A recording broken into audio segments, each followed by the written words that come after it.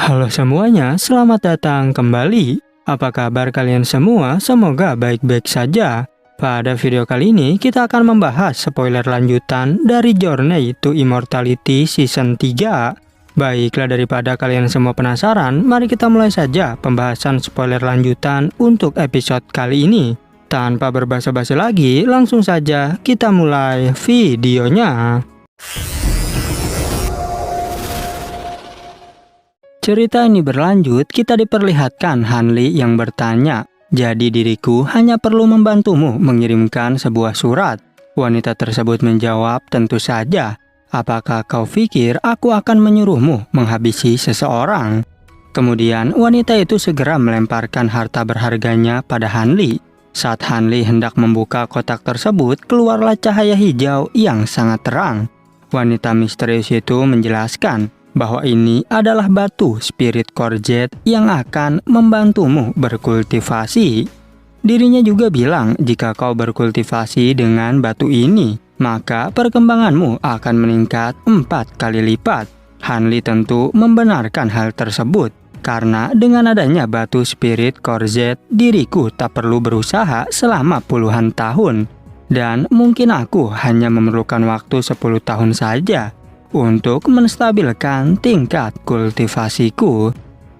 Wanita itu memberitahu bahwa di belakang dinding ini ada sebuah lubang yang berisi kotak batu giok. Tapi kotak tersebut disegel dengan sebuah jimat, sehingga aku ingin kau menyingkirkan jimatnya dan berikan kotak itu kepadaku. Hanli bertanya, apakah kau tidak bisa mengambilnya sendiri? Wanita tersebut menegaskan jika diriku bisa mengambilnya sendiri, maka aku tak perlu menyuruhmu. Lalu wanita itu pun membuka kain yang menutupi bagian kakinya, dan Hanli menjadi terkejut sebab kaki wanita itu telah menjadi tengkorak. Sang wanita misterius mengatakan bahwa aku membangun tempat ini dengan batu emas biru.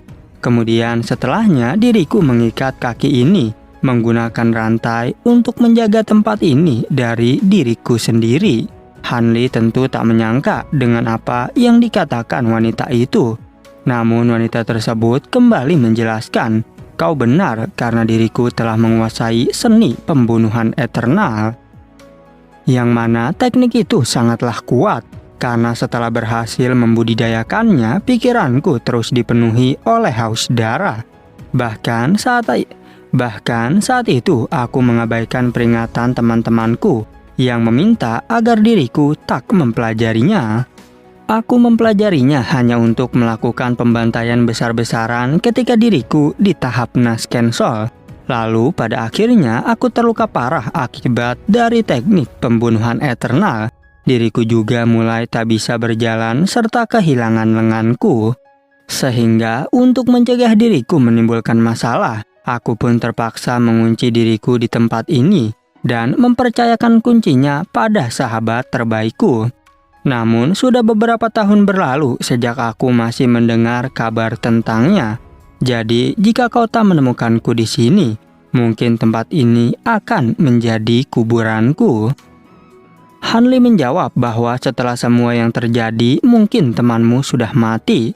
Wanita itu berkata, "Kami telah berjanji jika ada hal tak terduga yang terjadi, maka dia akan memberikan kunci tersebut pada keturunannya."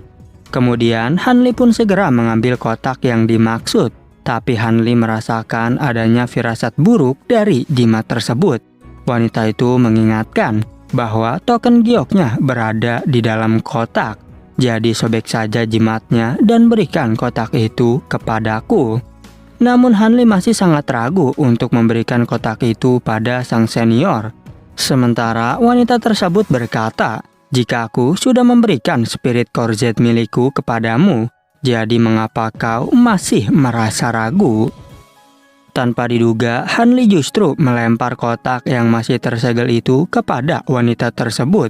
Yang ternyata hal itu membuat sang wanita misterius berteriak kesakitan. Hanli juga tak menyangka karena di sana terdapat gas beracun. Tak hanya itu saja, wanita misterius juga mulai menyerang Hanli. Tapi untungnya Hanli segera mengeluarkan sebuah formasi untuk melindungi dirinya. Hanli berpikir jika ternyata wanita misterius itu adalah setan mayat. Hanli terkejut karena rupanya jimat tersebut tak berefek sedikit pun terhadap setan mayat. Dan legenda mengatakan bahwa iblis ini tak dapat dilukai secara fisik karena hanya bisa dilukai menggunakan api sejati maupun segel dengan teknik penyerapan jiwa.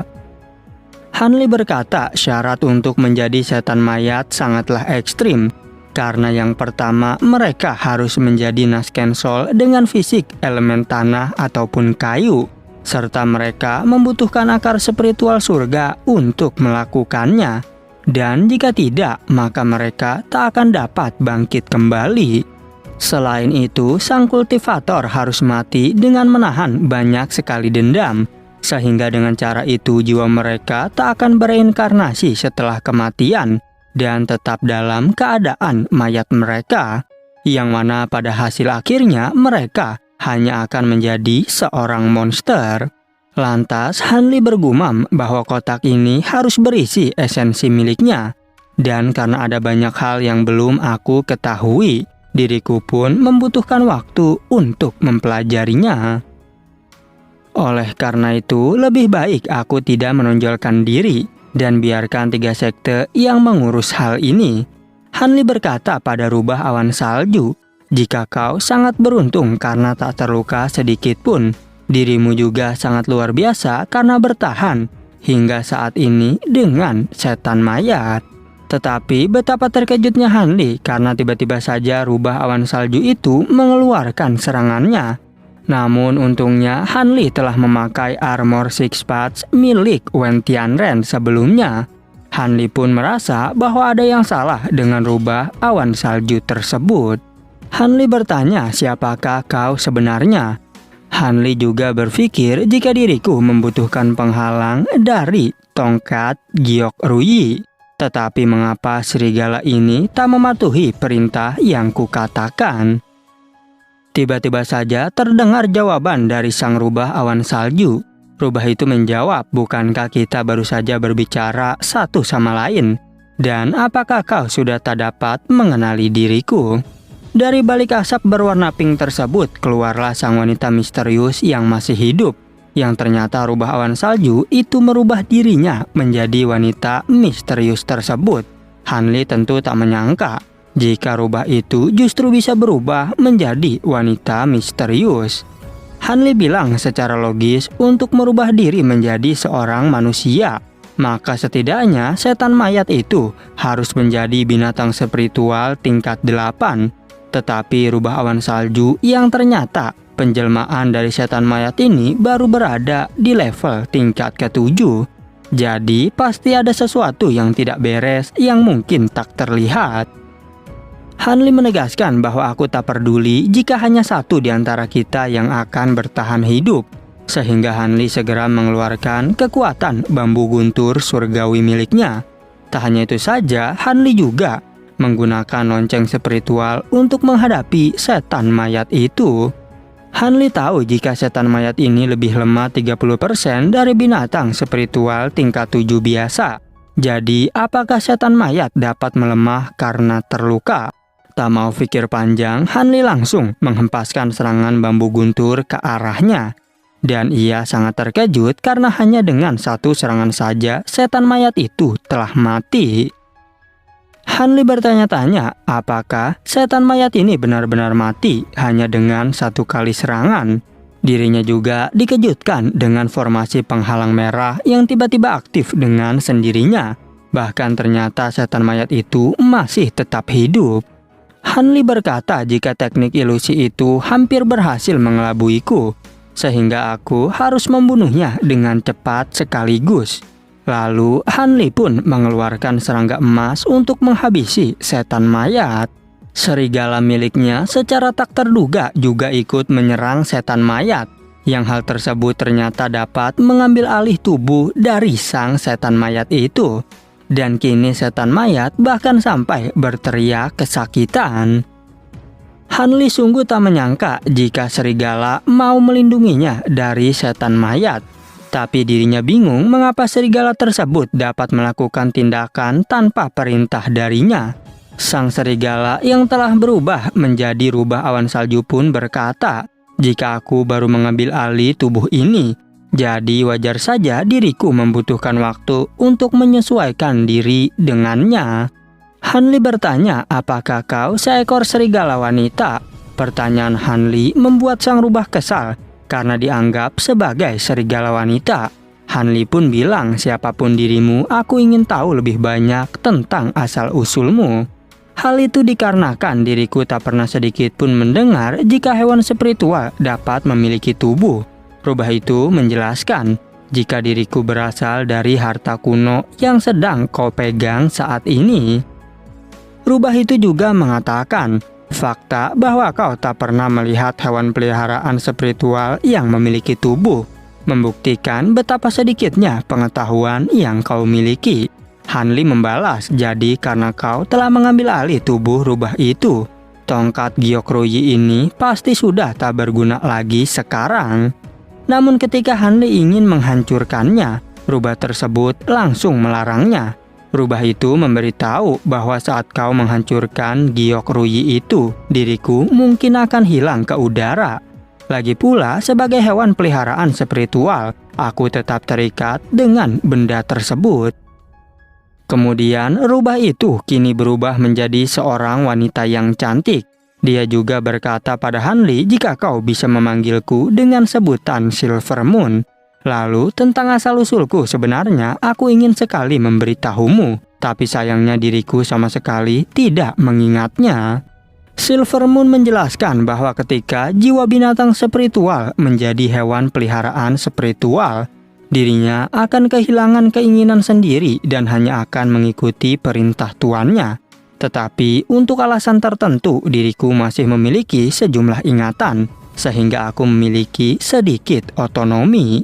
Aku juga adalah salah satu serigala Silver Moon, jadi diriku mengambil nama tersebut untuk panggilanku sekarang. Tapi aku tak dapat mengingat sebutan apa untuk diriku yang dulu. Hanli menjawab, "Tak ada catatan yang pernah kulihat menyebutkan makhluk seperti itu." Silver Moon memberitahu jika aku mengingat hal itu dari apa yang tersisa dalam ingatanku, sehingga mungkin saja diriku sudah salah mengingatnya. Hanli bertanya, "Jika orang-orang mengetahui binatang spiritual bisa memiliki tubuh seseorang, bukankah itu akan menyebabkan kegagalan di bagian antara para kultivator?" Silver Moon menegaskan, "Apakah kau pikir aku bisa mengendalikan seseorang?" Silver Moon bilang, "Intinya teknik yang aku gunakan tidak dapat mengambil alih tubuh. Karena itu adalah kemampuan dari segala Silver Moon yang memakan jiwa. Kami juga menggunakan bentuk spiritual untuk menyerang roh dan jiwa milik orang lain. Jadi, jika jiwa target kami lebih kuat daripada jiwa kami sendiri, maka hal tersebut dapat membunuh kami. Tapi kau tak perlu khawatir, karena aku tak akan pernah menggunakan teknik itu kepadamu. Dan faktanya diriku tak akan berhasil jika bukan karena rubah awan salju. Sebab jenis kami adalah anugerah alami bagi rubah awan salju itu. Bahkan tubuh rubah awan salju tersebut sudah sejak lama diambil alih oleh setan mayat. Sehingga bisa dibilang jika diriku sangatlah beruntung." Dan pada akhirnya spoiler untuk episode 138 pun bersambung. Oke, cukup sekian, terima kasih untuk video kali ini dan sampai jumpa di video berikutnya.